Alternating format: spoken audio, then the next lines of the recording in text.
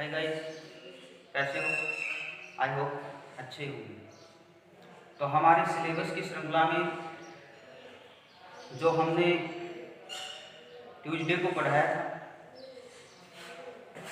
केंद्र सरकार, और केंद्र सरकार में हमने लोकसभा के बारे में देखा।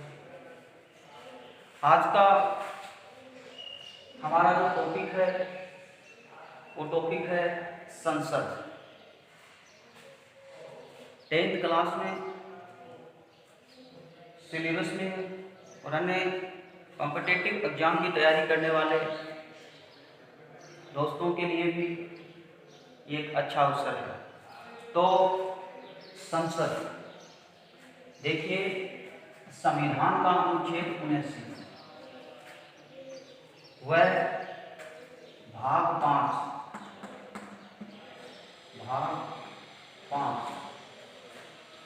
में संसद का उल्लेख किया गया है। यानी अनुच्छेद 79 और भाग 5 में ये प्रावधान किया गया है कि संसद ये भारत में एक संसद होगी जो लोकसभा,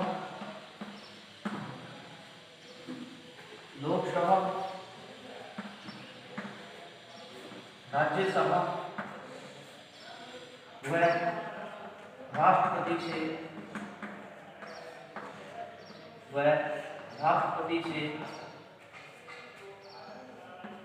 मिलकर बनेगी। अनुच्छेद 79 में प्रावधान है, ये उल्लेखित है कि भारत में एक संसद होगी जो लोकसभा, राज्यसभा व राष्ट्रपति से मिलकर के बनेगी। इतनी बात समझ में आई। अब देखो, राष्ट्रपति को संसद का अभिन्न क्यों माना गया है? क्योंकि कानून निर्माण में राष्ट्रपति की महत्वपूर्ण भूमिका होती है। कानून निर्माण में राष्ट्रपति की महत्वपूर्ण भूमिका होती है, इसीलिए राष्ट्रपति को भारतीय संसद का अभिन्न पार्ट बनाया गया है। क्या बनाया गया है? अभिन्न, यानी महत्वपूर्ण पार्ट है। जब भी कानून बनाया जाएगा तो कोई भी विधेयक लोकसभा, राज्यसभा से पास हो जाएगा तो अंतिम स्वीकृति के लिए वो किसके पास जाएगा? राष्ट्रपति के पास जाएगा, और तभी वो विधेयक क्या रूप ले लेगा? कानूनी रूप में ग्रहण कर लेगा। अब देखिए, थोड़ी सी इस पे चर्चा करते हैं कि वर्तमान जो हमारा संसद है वो कब अस्तित्व में आया। तो देखिए,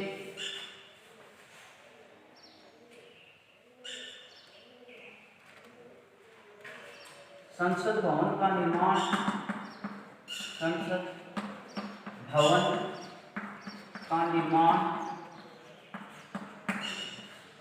1921 में प्रारंभ हुआ।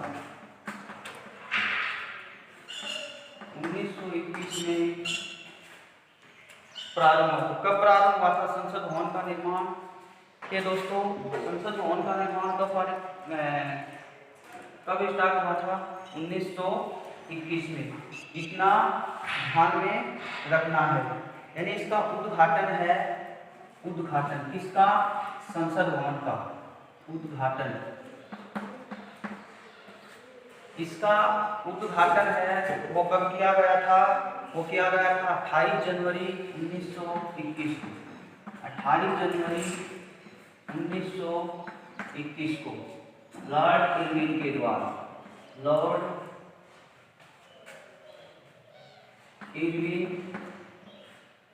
के द्वारा। तो इतनी बात समझ में आई कि भारतीय संसद भवन का निर्माण कार्य था 1921 में प्रारंभ हुआ। इसका उद्घाटन 18 जनवरी 1921 को लॉर्ड इरविन के द्वारा किया गया था। किसके द्वारा? लॉर्ड इरविन के द्वारा। यानी इसके वास्तुकार मतलब होता बनाने वाला। जैसे ताजमहल का वास्तुकार है, हवा महल का वास्तुकार है, इसी प्रकार से संसद भवन का जो वास्तुकार था वो एडविन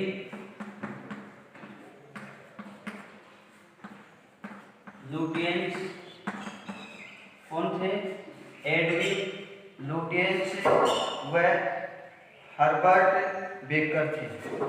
वह हर्बर्ट बेकर कौन कौन थे? वास्तुकार एडविन लुटियंस व हर्बर्ट बेकर ने संसद भवन का स्ट्रक्चर तैयार किया था, एक ढांचा तैयार किया था। तो इनके वास्तुकार एडविन लुटियंस व हर्बर्ट बेकर। उद्घाटन 18 जनवरी 1927। सॉरी दोस्तों, 1927 आएगा, सॉरी। प्रारंभ हुआ था 1921 के अंदर, पर उद्घाटन किया गया था 18 जनवरी 1927 को। ये बात समझ में आई? देखिए, संसद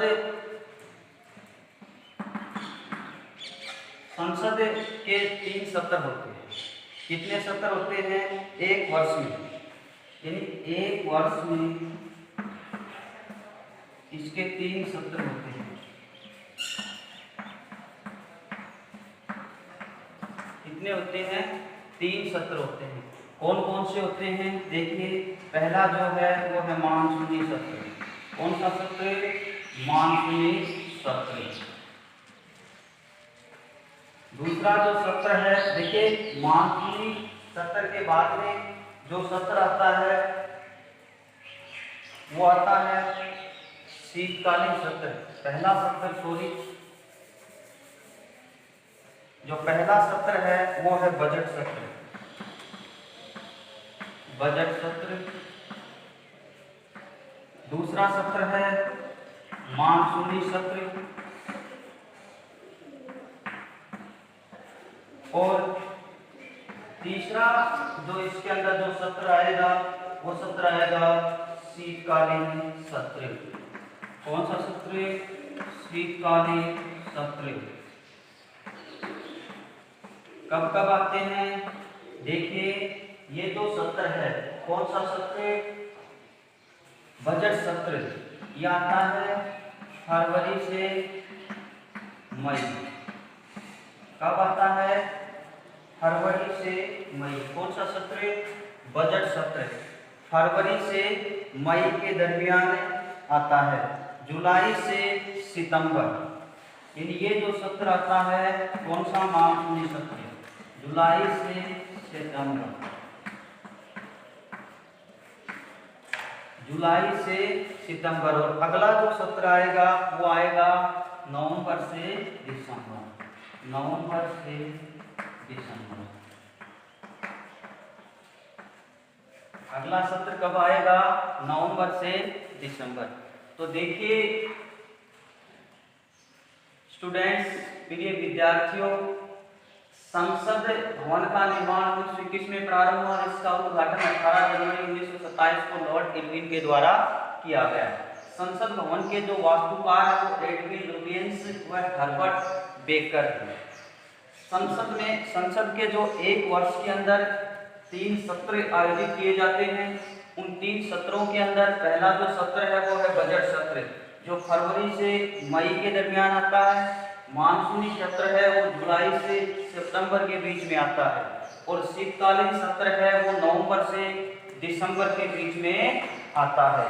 तो इतना ध्यान में रखना, यदि 2 जो सत्र होते हैं, ये 2 सत्र हो गए, 2 सत्रों के बीच में 6 माह से अधिक का अंतर नहीं होना चाहिए।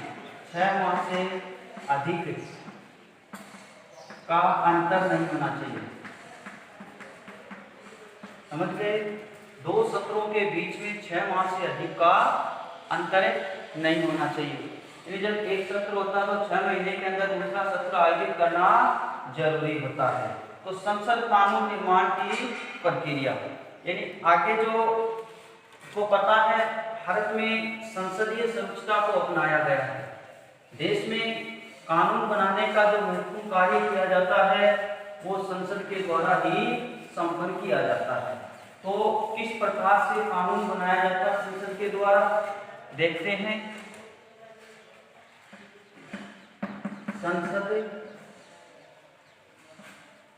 के द्वारा कानून बनाने की प्रक्रिया, संसद के द्वारा कानून बनाने की प्रक्रिया कि किस प्रकार से संसद के द्वारा कानून बनाए जाते हैं। तो कानून बनाने की जो प्रक्रिया है वो किस देश से ली गई है? ब्रिटेन से ली गई है। किस देश से? ब्रिटेन से। समझ गए ना कि संसद जो कानून बनाती है उस कानून बनाने की प्रक्रिया है वो ब्रिटेन से ली गई है, अर्थात वहाँ के संविधान से ली गई है। आपको पता है कि ब्रिटेन का संविधान है वो लिखित संविधान नहीं है, अर्थात परंपराओं पर ही आधारित संविधान है। अब इसके किस प्रकार की प्रक्रिया, तो इसमें पहली प्रक्रिया क्या होगी? देखिए, जो संसद कानून बनाती है उसको कुछ प्रक्रियाओं से गुजरना पड़ता है, कुछ स्टेप्स होते हैं, उन स्टेप्स के द्वारा ही वह कानून बनाता है। तो विधेयक को प्रस्तुत करना या प्रथम वाचन, सबसे पहले कोई भी विधेयक होगा, विधेयक को प्रस्तुत करना सदन के सामने करना, यह होता है प्रथम वाचन। कौन सा वाचन? प्रथम वाचन। यानी सबसे पहले संसद के द्वारा कानून बनाया जाएगा किसी भी विषय पर, तो उसमें सबसे पहले विधेयक लेकर के आएंगे, वो विधेयक सदन के सामने रखा जाएगा। उस प्रथम विधेयक को क्या कहा जाता है? जो सबसे पहले सदन में रखा जाता है उसे प्रथम वाचन कहा जाता है। द्वितीय वाचन, इसके बाद में द्वितीय वाचन, यानी द्वितीय वाचन का मतलब होता है मतदान। मतदान का मतलब क्या होता है? देखिए, कोई विधेयक है तो सदन के अंदर पक्ष और विपक्ष होते हैं। अगर पक्ष यानी जो रूलिंग पार्टी होती है उस रूलिंग पार्टी के द्वारा जो विधेयक लेकर के आया जाता है और उस विधेयक पर में कुछ कमियां हैं, तो ऑपोजिशन जो पार्टी होती है उसके द्वारा उस विधेयक का क्या किया जाता है? विरोध किया जाता है। क्या किया जाता है? विरोध किया जाता है। अगर इस दरमियान उस विधेयक के कितने पक्ष में आते हैं, कितने विपक्ष में आते हैं, इसीलिए संबंधित सदस्यों के द्वारा मतदान की प्रक्रिया को पूर्ण करवाया जाता है। समिति का गठन, उसके बाद इस विधेयक के लिए समिति का गठन किया जाएगा। समिति का गठन, देखिए जिस प्रकार से कोई लोक लेखा समिति है, ये समितियों का गठन किया जाएगा। उसके बाद वो समिति रिपोर्ट पेश करेगी। रिपोर्ट या प्रतिवेदन, रिपोर्ट पेश करना। रिपोर्ट पेश करने के बाद जो पांचवी स्टेप आती है वो पांचवी स्टेप आती है तृतीय वाचन होगा। तृतीय वाचन, भाई तृतीय वाचन देखो, विधेयक को प्रस्तुत किया प्रथम वाचन, उसके बाद में मतदान की प्रक्रिया हुई द्वितीय वाचन, उसके बाद में समितियों का गठन किया, रिपोर्ट पेश करना और तृतीय वाचन होगा। यानी यहाँ समिति के द्वारा जो रिपोर्ट पेश की गई उस रिपोर्ट पे बहस चलेगी, पक्ष विपक्ष के बीच मौका दिया जाएगा, अवसर दिया जाएगा सभी को अपनी बात रखने का। अगर वो पक्ष के विधेयक के पक्ष में है तो क्यों, और विपक्ष में है तो क्यों, उसके पीछे उनको कारण बताना पड़ेगा। अगले सदन में पारित होने पर जाएगा, यानी तृतीय वचन से क्या हो जाएगा, फिर वो अगले सदन में चला जाएगा। अगले सदन में जाएगा कहां से?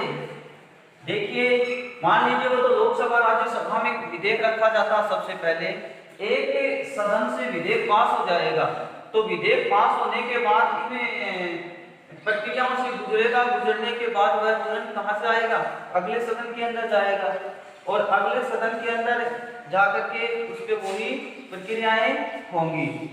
फिर जो सातवीं स्टेप होगी वो होगी दोनों से अर्थात लोकसभा से भी विधेयक पास हो गया और राज्यसभा से भी विधेयक पास हो गया, तो अंतिम स्वीकृति के लिए राष्ट्रपति के पास भेजा जाएगा, राष्ट्रपति के पास भेजा जाएगा। अर्थात जैसे ही राष्ट्रपति क्या करेगा, उसका अनुमोदन करेगा और अनुमोदन करने के बाद में वो उस पर अपनी स्वीकृति देगा, तो स्वीकृति देने के साथ ही विधेयक कानूनी रूप ग्रहण कर लेगा, अर्थात वो विधेयक लागू हो जाएगा। तो ये मैंने बताया आपको कि संसद के द्वारा कानून बनाने की प्रक्रिया के तहत विधेयक को कुछ प्रक्रियाओं से गुजरना पड़ता है और उन प्रक्रियाओं के तहत ही कोई विधेयक कानूनी रूप धारण करेगा। ये बात समझ में आई? संयुक्त बैठकें, इसके बाद में चर्चा करते हैं संयुक्त बैठकों की। देखिए, संसद की संयुक्त बैठकें,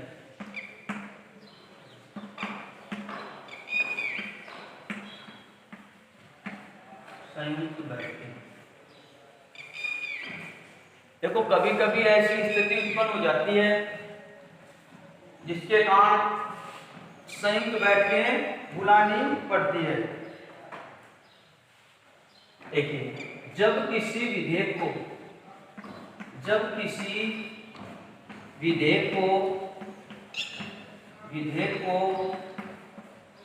लोकसभा पारित कर देती है, लोकसभा पारित कर देती है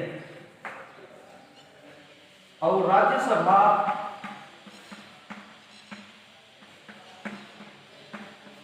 लोकसभा उसको पारित कर देगी और राज्यसभा है वो उसको 6 माह तक पारित नहीं करती है, अर्थात 6 माह तक पारित नहीं करती है। तो भारतीय संविधान का आर्टिकल 108 यानी संयुक्त बैठकों का प्रावधान कौन से अनुच्छेद में है? 108 के अंदर है। तो 108 के तहत राष्ट्रपति, ध्यान में रखना, राष्ट्रपति संसद का संयुक्त अधिवेशन बुलाता है, संयुक्त अधिवेशन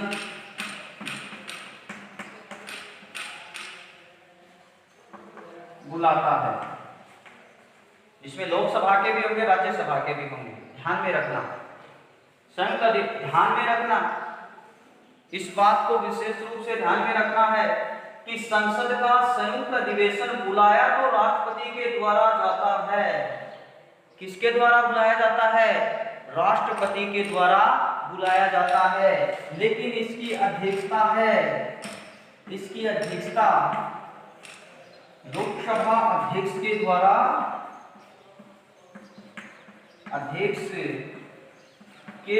की जाती है, अध्यक्ष के द्वारा की जाती है। ध्यान रखने के बाद कई बार पूछ लेते हैं, कॉम्पिटिटिव एग्जाम में पूछ लेते हैं कि संसद का संयुक्त अधिवेशन कौन बुलाता है? तो बुलाता राष्ट्रपति है, लेकिन उसकी अध्यक्षता कौन करेगा? लोकसभा अध्यक्ष करेगा। यानी ये कौन से अनुच्छेद में है?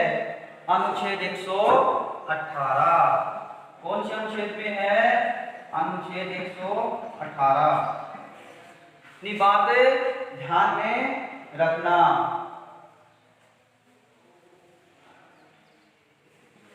यदि संसद के संयुक्त अधिवेशन की अध्यक्षता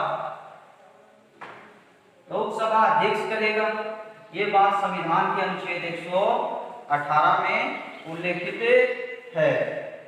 आगे हमें चर्चा करते हैं अब संयुक्त अधिवेशन के अंदर किसी भी विधेयक को पारित करने के लिए सामान्य बहुमत की आवश्यकता पड़ती है, सामान्य बहुमत की आवश्यकता पड़ती है उन सदस्य जो होते हैं उनमें से। अगली बात है, अब तक 3 बार संसद का संयुक्त अधिवेशन बुलाया जा चुका है। भारत ने कितनी बार, 3 बार संसद का संयुक्त अधिवेशन बुलाया जा चुका है। यानी ऐसी स्थितियां उत्पन्न हो गई जिसके कारण आर्टिकल जो अनुच्छेद 108 है उसका प्रयोग राष्ट्रपति को करना पड़ा। अब इसके तहत देखिए कब कब बुलाए गए थे संसद के संयुक्त बैठकें या संयुक्त अधिवेशन। तो इसके अंदर सबसे पहले संसद का संयुक्त अधिवेशन 1961 में बुलाया गया था। विधेयक क्या था, विधेयक था दहेज कानून से संबंधित। किससे संबंधित, दहेज कानून से संबंधित। और किसके समय बुलाया गया था, ये प्रधानमंत्री थे उस समय पंडित नेहरू। तो नेहरू जी के समय ये विधेयक बुलाया गया था। उस समय लोकसभा का अध्यक्ष था अनंत सैनम आयंगर। अनंत सैनम आयंगर लोकसभा के अध्यक्ष थे। दूसरी बार जो संसद का संयुक्त अधिवेशन बुलाया गया था वो बुलाया गया था 1978 के अंदर। 1978 में बैंकिंग सुधार को लेकर के एक विधेयक लेकर के आया गया था, बैंकिंग सुधार। और इस समय जो प्रधानमंत्री थे मोरारजी देसाई, मोरारजी देसाई थे। कौन थे, मोरारजी देसाई उस समय प्रधानमंत्री थे। के.एस. हेगड़े उस समय स्पीकर थे, यानी अध्यक्ष थे। तीसरी बार जो संयुक्त अधिवेशन बुलाया गया था वो 2002 में बुलाया गया था। 2002 में बुलाया गया था कोटा, यानी आतंकवादी निरोधक, आतंकवादी निरोधक। ये अटल बिहारी वाजपेयी के समय, अटल बिहारी वाजपेयी, अटल बिहारी वाजपेयी के समय यह अधिवेशन बुलाया गया था और पीएम शहीद उपाध्यक्ष थे इस समय सदन में। तीनों जो विधेयक आए थे उन तीनों विधेयकों के समय जो तीनों विधेयक थे उन तीनों विधेयकों में इस संयुक्त बैठकों में भाग लिया था अटल बिहारी वाजपेयी। किसने लिया था, अटल बिहारी वाजपेयी। इतनी बात क्लियर हुई। अब है देखिए संयुक्त अधिवेशन, संसद के संयुक्त अधिवेशन अनुच्छेद 108 के तहत संयुक्त अधिवेशन बुलाता राष्ट्रपति है और उसकी अध्यक्षता कौन करेगा, अध्यक्ष करेगा, संबंधित सदन या लोकसभा का अध्यक्ष करेगा। भारत में अब तक 3 बार ऐसी स्थितियां उत्पन्न हुई हैं जिसके तहत संसद का संयुक्त अधिवेशन बुलाना पड़ा। सबसे पहले 1961 के अंदर विधेयक था दहेज कानून से संबंधित। पंडित नेहरू के समय यह विधेयक लेकर के आया गया था। दूसरी बार 1978 में बैंकिंग सुधार से संबंधित विधेयक था, मोरारजी देसाई। भारत में पहली बार गैर कांग्रेसी सरकार बनी थी, मोरारजी देसाई प्रधानमंत्री बने थे। ध्यान में रहे आपको। 2002 के अंदर तीसरी बार संयुक्त बैठकों का अधिवेशन किया गया जिसमें कोटा आतंकवाद से विरोधी निरोधक विषय था, विधेयक था अटल बिहारी वाजपेयी के समय। आई होप आपके समझ में आ गया होगा। आगे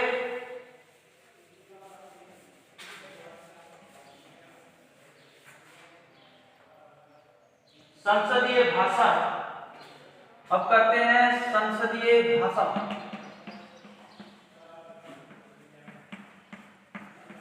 अनुच्छेद 120 के तहत, अब अनुच्छेद 120 के तहत संसदीय भाषा है। तो संसदीय भाषा कौन सी होगी, इसका उल्लेख अनुच्छेद 120 के अंदर किया गया है। इसके अंदर किया गया है अनुच्छेद 120 के तहत। तो इसमें कहा गया है कि संसद की भाषा हिंदी व अंग्रेजी हो सकती है। कौन सी हो सकती है, हिंदी व अंग्रेजी हो सकती है। अगर कोई सांसद अपनी मातृभाषा में बोलना चाहता है तो उसको संबंधित सदन के अध्यक्ष या सभापति से अनुमति लेनी जरूरी है। ये तो कंपल्सरी है, दो भाषाएं। अगर कोई सांसद है वो अपनी मातृभाषा में बोलना चाहता है तो इसके लिए उसको संबंधित सदन यानी या तो लोकसभा या राज्यसभा के सभापति या अध्यक्ष से इस बात की अनुमति लेनी पड़ेगी। मातृभाषाएं वे ही भाषाएं मानी जाएंगी जिनका उल्लेख संविधान की अनुसूची नंबर 8 में है। यानी 8वीं अनुसूची है संविधान की, उन्हें ही मातृभाषाएं बोला जाएगा। अगर ऐसा नहीं है तो फिर वो मातृभाषा नहीं हो सकती। तो ये है संसदीय भाषा। संसद की प्रक्रिया देखेंगे।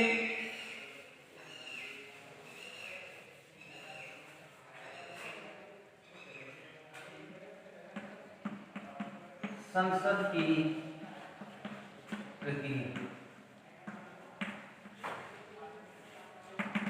क्या आएगा, संसद की प्रक्रिया। और इस संसद की प्रक्रिया का प्रावधान है वो है अनुच्छेद 118 में। कौन से में है, अनुच्छेद 118 के अंदर है। तो इसकी प्रक्रिया के अंदर देखिए प्रश्नकाल। प्रश्नकाल क्या है, प्रश्नकाल। इसके अंदर देखो संसद की प्रश्नकाल क्या होता है। संसद का जो पहला घंटा होता है, तो संसद की बैठक स्टार्ट होगी और उसका जो पहला घंटा या यूं कहें 11 से 12 तक 11 से 12 बजे का समय प्रश्नकाल का होता है। 11 से 12 बजे का समय है वो प्रश्नकाल का होता है। इतनी बात क्लियर हुई। 11 से 12 बजे का समय कितना होता है, प्रश्नकाल का होता है। तो स्टूडेंट समझ में आई कि संसद की प्रक्रिया के तहत प्रश्नकाल, और प्रश्नकाल के अंदर 11 से 12 बजे का जो समय होता है वो प्रश्नकाल होता है। इसमें 3 प्रकार के प्रश्न पूछे जा सकते हैं। प्रश्नकाल के दौरान 3 प्रकार के प्रश्न पूछे जा सकते हैं।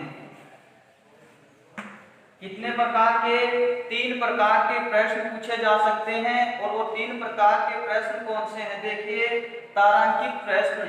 पहला जो प्रश्न होगा वो होगा तारांकित प्रश्न।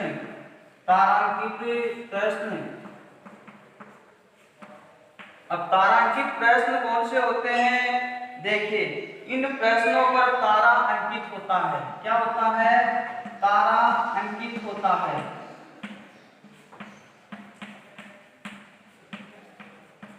इन प्रश्नों पर तारा अंकित होता है।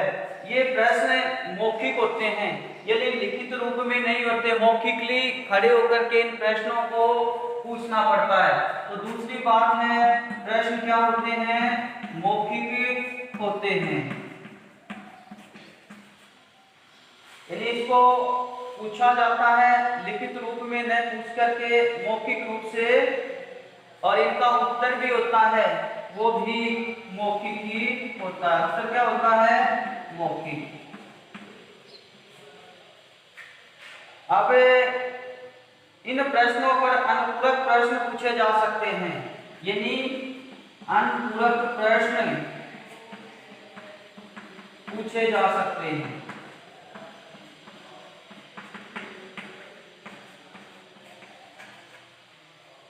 तो संसद की प्रक्रिया के तहत प्रश्नकाल होता है और प्रश्नकाल जो संसद की बैठक स्टार्ट होती है उससे 1 घंटे का समय यानी 11 से 12 बजे का जो समय होता है वो क्या होता है, प्रश्नकाल का समय होता है। और इस प्रश्नकाल के समय 3 प्रकार के प्रश्न सदस्य पूछ सकते हैं। उसमें पहला जो प्रश्न होता है वो तारांकित प्रश्न होता है। इस पे तारा अंकित होता है, यानी मौखिक रूप से प्रश्न पूछे जाते हैं। इनका जवाब भी है वो मौखिक रूप से ही दिया जाएगा। और अनुपूरक प्रश्न यानी सदस्य ने प्रश्न किया है तो उसके पूरक प्रश्न भी पूछे जा सकते हैं। अतारांकित प्रश्न, तीसरा जो प्रश्न होगा वो अतारांकित प्रश्न होगा।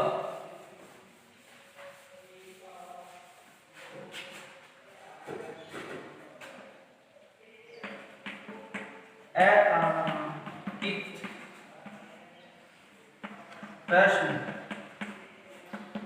पहला तारांकित प्रश्न के बाद में तीसरा जो प्रश्न होता है वो अतारांकित प्रश्न होता है। और अतारांकित प्रश्न क्या होता है, इन पे तारा अंकित नहीं होता, तारा अंकित